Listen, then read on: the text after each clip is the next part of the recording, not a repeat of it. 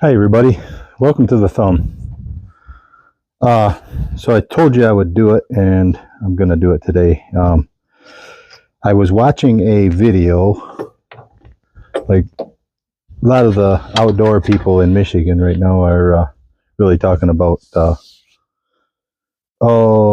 new deer regulations and stuff. But one guy kind of pointed out that the reason these are there is because people just aren't out hunting anymore.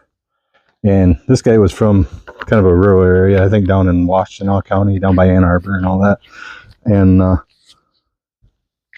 but he was saying how basically like him and people like him just don't have access to property except for, state land and stuff, public land, that's what it's there for. But even that, some of that's not really all that close. I mean, you might have to drive hours to get to some, or it's completely overcrowded, which down there I'm sure it is. But anyway, yeah, I just wanted to kind of maybe give some pointers to the people that don't have land to hunt on, but also kind of talk to some of the farmers who have land that they want to have the deer managed on and a little better. So kind of bridge that gap a little bit. So, okay, first of all, I'm just going to say it. Probably will offend some people, but some people will know exactly what I'm talking about. If you're coming up here from the city and you're looking for a place to hunt, first and foremost, don't be a cityite. Yeah, that's a word we use around here. There's really nice people from the city, don't get me wrong, and you guys are more than welcome here. But you cityites, stay home. What I mean by that is there's people who come up here from the city, vacation, seeing relatives, buying land, whatever. They come up here to get away from the city, but they bring the city right with them. They come up here with no respect for anybody but themselves, and that's the reason, that is the main reason that most farmers don't let people from the city hunt on their property. And they're pretty prejudgmental people. If they know you're from the city, you're gonna have a tough time getting in there. So yeah, I'm just gonna leave it at that for right now, but that's probably the main course on this plate today. So yeah, and that's where I want to help you guys out. If you're borderline cityite, I think there's still hope for you. So that being said, basically attitude is everything. It doesn't matter if you're going out and, I don't care what you're doing, whether you're looking for a new job or you're looking for land to hunt on. I mean, your attitude is everything. You got to make a good impression. And the one thing that kind of irritates me a lot is I like to watch CMT once in a while. I like country music videos, but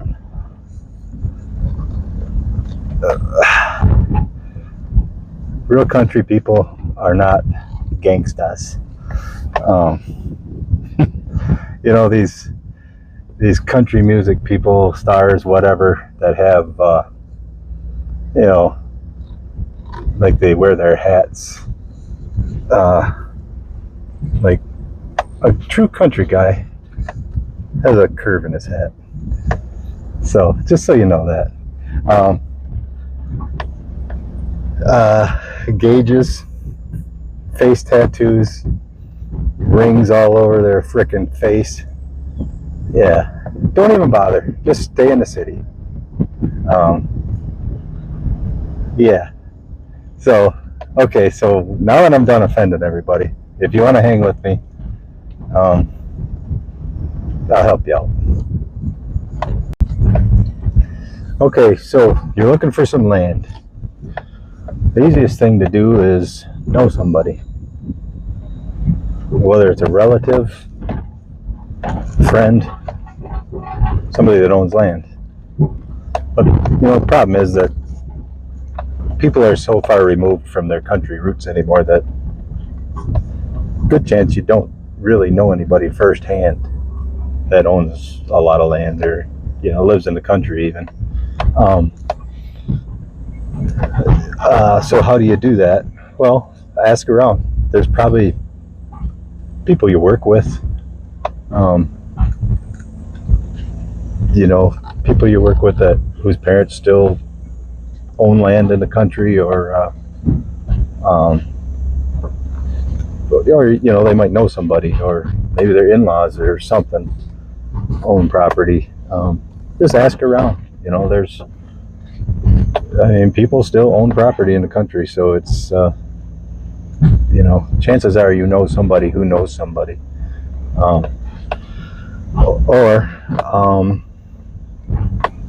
The one thing I can say is just start spending more time in the country. The one thing that I think is cool, it doesn't matter where you go, any small town, probably all over the United States, probably all over the world. Every restaurant, coffee shop, whatever you want to say, has a round table. And it's usually farmers. It's contractors and just locals who meet just about every morning for breakfast. You're gonna have to get up early. They're usually there at 5, 6 o'clock, and it's only certain restaurants. It's not going to be a fancy. When you order a coffee, it's going to be coffee, and they'll put you some cream in front of you or something, but it's not going to be anything fancy. So, don't expect that. But yeah, find that round table. Don't just barge in and just expect to sit at the table. Wait, it might take you a couple weeks or a month to warm up to some of these guys, but won't be long. If you're a familiar face and people seem to like you, they will they'll invite you to sit at their table, and that'll be a huge compliment, and don't forget that. Okay, so how do you get invited to sit at the round table? Put your time in without looking for reward. Just go sit at a different table in this little restaurant, coffee shop, and let people observe you. Just like you watch deer in the woods, they're going to be watching you. If you treat your waitress with respect, you tip good, you treat everybody you meet with respect, say hello to people as they walk in the door, just be friendly. Cover up your tattoos, take your earrings out, take your gangsta hat out, put a little bend in it, maybe even get a John Deere hat. Might help. Well, I guess you might want to feel out the crowd first. Maybe get a John Deere hat, international hat, get a few different hats maybe. Get to know people. They'll help you out with that. Anyway, so yeah, just put your time in. And there's also fundraisers. Some of Michigan's like the cancer capital of the world. There's always a benefit going on. If you walk into a cafe or a restaurant, chances are there's a little flyer of some benefit going on, probably that night, because they're usually on weekends. Spaghetti dinner or pancake breakfast, whatever. Go to it. People are, and be generous there too. They usually have little fundraisers, and it's usually a donation. It's not like a set amount for your meal, but that's how you get to know people. And if you're a good-hearted, helpful person, people are going to notice that. People live in the country for a reason. It's because most people from the country are friendly. They're, when you're driving around, people wave to you. Instead of like wondering what the heck they're doing, wave back. give them a smile. Eventually, they might even, if they see you enough, they might even stop and ask you what your name is. So anyway, so that's one way to get a seat at the round table. And thing is, you get a seat at the round table, and you earn them guys' respect. Usually, you know, it's kind of funny because they're usually pretty prominent farmers that go to these round tables, and it's usually the old guys in the bunch. Not always, but you know, their sons have taken over the farm, or their grandkids are farming the farm, and basically they're just PR guys. And if there's no room on their farm to hunt, you can, if you get on their good side, they'll help you out. So just keep that in mind. I mean, everybody around everybody knows somebody around here. Everybody knows everybody around here as far as that goes. They know if you're from around here or you're not. I mean, they can probably see it just by your truck. I mean, if you're driving a foreign vehicle, chances are you're not from around here. But anyway, so that's one way. Yeah, I guess I got to go look at my notes to see what else to talk about on this. So hang with me.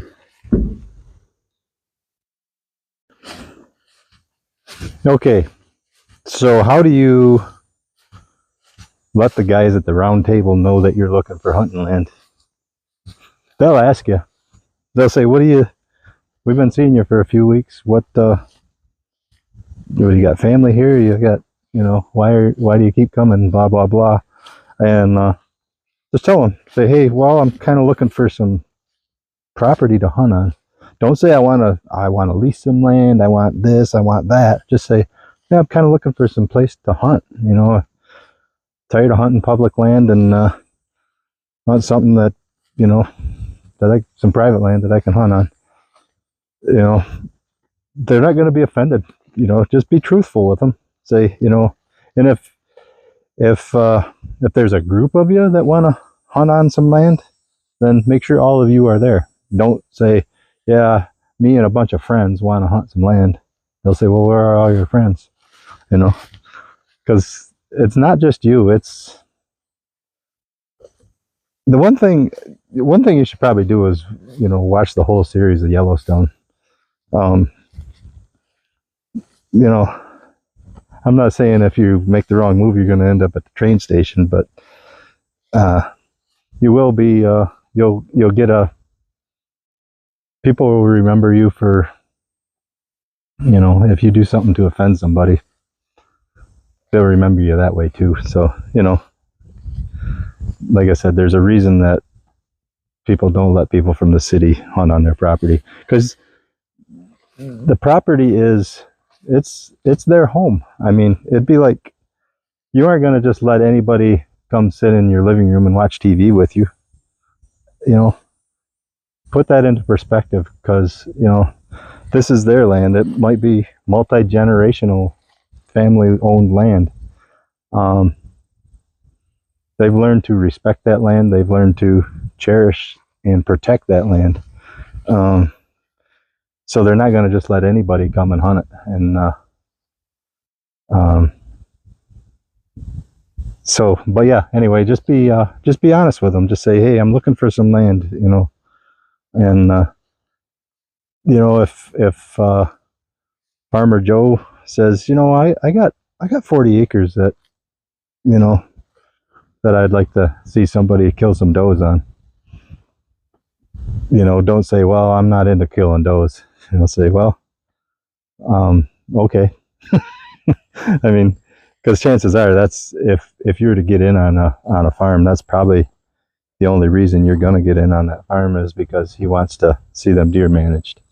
And if killing does is part of the deal, then kill some does and offer him some. You know, there's a pretty good chance that he likes to hunt. He just might not have time to do it. So I guess I'm kind of rambling there, but yeah, you know, to get in on that ground floor, or that to gain some respect or gain some access, just be honest. Say, you know, like I said, just tell them that, yeah, I'm looking for some land to hunt on. Okay, so once you get your foot in the door, how do you keep that relationship going? Don't just come up at hunting time. Stop and see them. You know, there's a good chance they're not going to let you run their $1 million combine, but there might be something that you can do for them to help them out. The one thing that they never have time to do is things like keeping fence rows pushed back, or you know, they probably have a patch of woods that they enjoy. That's the reason they have it, and they haven't bulldozed it down and farmed it yet, because they, you know, they like nature just as much as anybody else. So, you know, offer to maybe cut some trails through there. You know, say I'd like to do a couple food plots out in the woods. They might even give you the seed. They probably would, actually, because if they're eating something in the woods, then they're not, if the deer, I mean, are eating something in the woods, that means they're not eating their crops. So, you know, they might have leftover soybean or corn seed, or they might even buy you radishes and whatever. You know, talk it over, work with them. And, you know, if there's any little jobs you can do for them, do it. You know, just stay in touch with them. Don't just, like I said, don't just come up at hunting time and say, okay, yep, so we're still good for this year, right? You know, I mean, yeah, spend the year, or, you know, touch base with them once a month. Springtime especially, you know, because springtime's planting time. You know, it might be just something, you just happen to show up at the right time, and they'll say, hey, can you run to town and grab this part for me? And, you know, be generous with your time and say, yeah, I'll do it. Because, you know, chances are money isn't really the biggest tool in their toolbox. You know, if they were money hungry people, they probably wouldn't be farming. You know, because there really isn't that kind of money in it. So anyway, but yeah, be generous. And I keep saying that word. But yeah, there's lots of ways to stay on somebody's good side, and just throwing money at them probably isn't the biggest, easiest way to do it. It's just being helpful and respectful. Yeah, I guess when I think of something else, I'll turn the camera back on. So another way to keep a good relationship going is to no, don't drive across people's fields. As I'm driving across the field right now. No, but treat their property with respect. You know, if they have lanes and stuff, no matter what time of year it is, stay on them lanes. Don't drive across their crops, even their you know, vacant fields.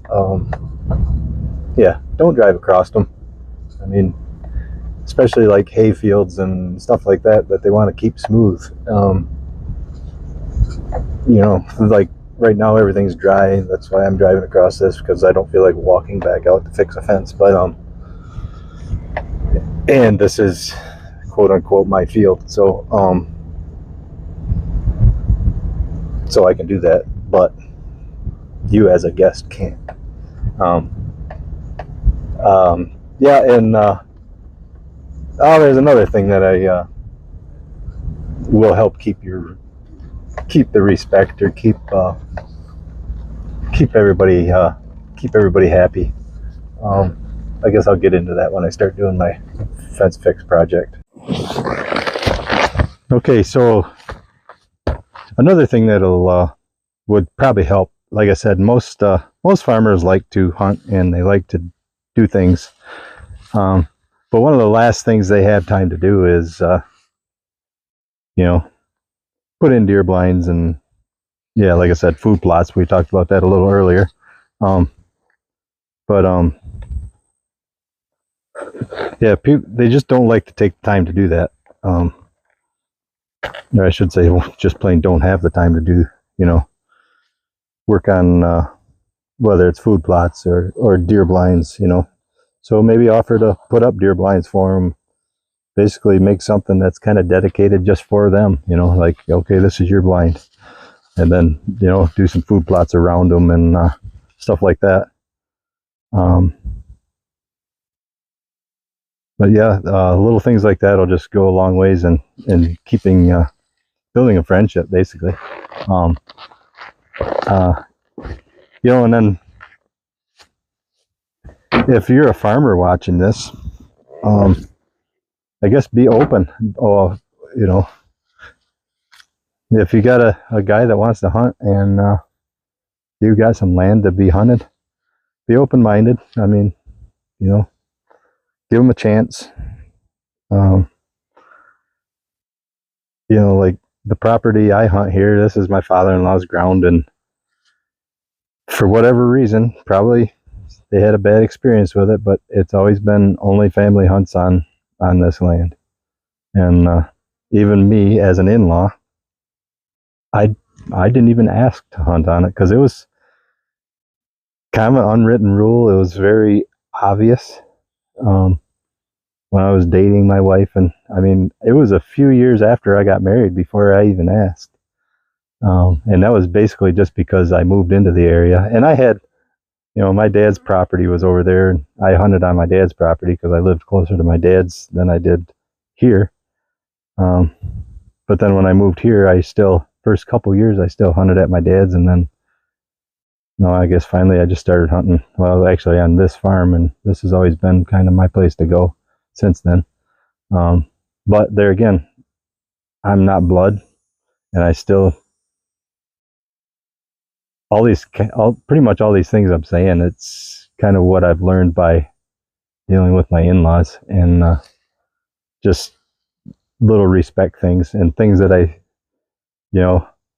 they have never kicked me off, and they probably wouldn't, but you can always see things that they're not happy with.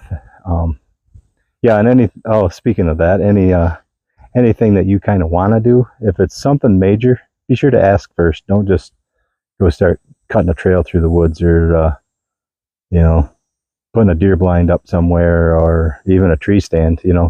Just ask first. Just talk it over with them. Say, hey, I kind of want to put a tree stand in that one certain tree. There's a pretty good chance they're going to say, yeah, go ahead. But then other times they might say, well, I'd rather you didn't because blah, blah, blah. But ask first. Just out of respect. Just ask. I guess that's all I can think of right now. If I think of something else, I will hit that play button again.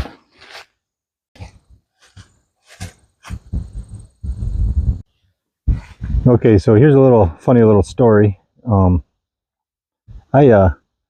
year I was kind of all done hunting. I was hunting at the end of this fence row in a deer blind, and it was 9:30, 10 o'clock, and I started to walk along this ditch bank just to look for deer tracks in the snow and stuff and whatever I was doing. But I noticed the guy that was hunting in that woods, in the neighbor's woods, he was walking out for the day too. So I walked over and I'll go meet him and stuff. And anyway, so I walked over there and started chit-chatting, and I could tell he had kind of a city attitude, and he was, come to find out, he was from the city, and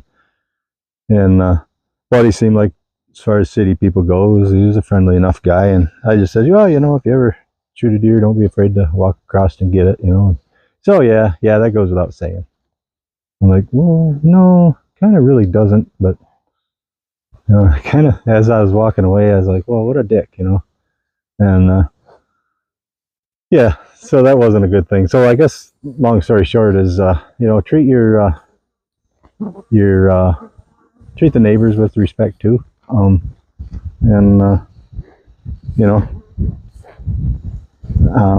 if you're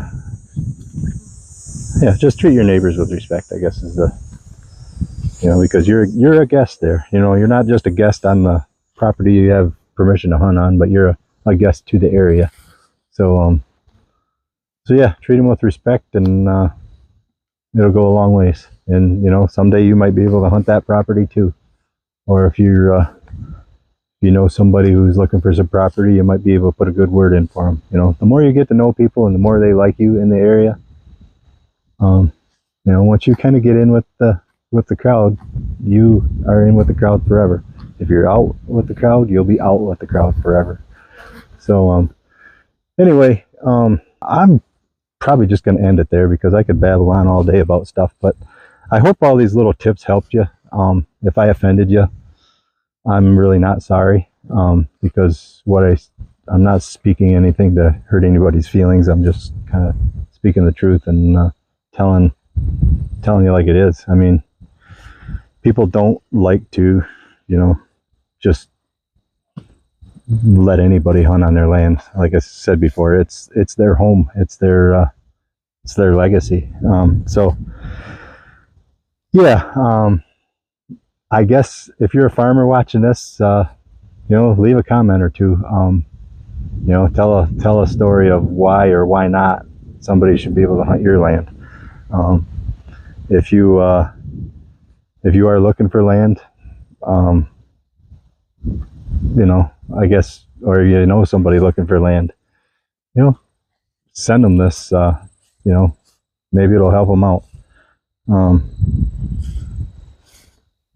I guess I could babble on all day, but anyway, all I can say is good luck finding some land. Good luck hunting this year. Get those does under control in lower Michigan. And take her easy. Watch out for deer. And thanks for watching.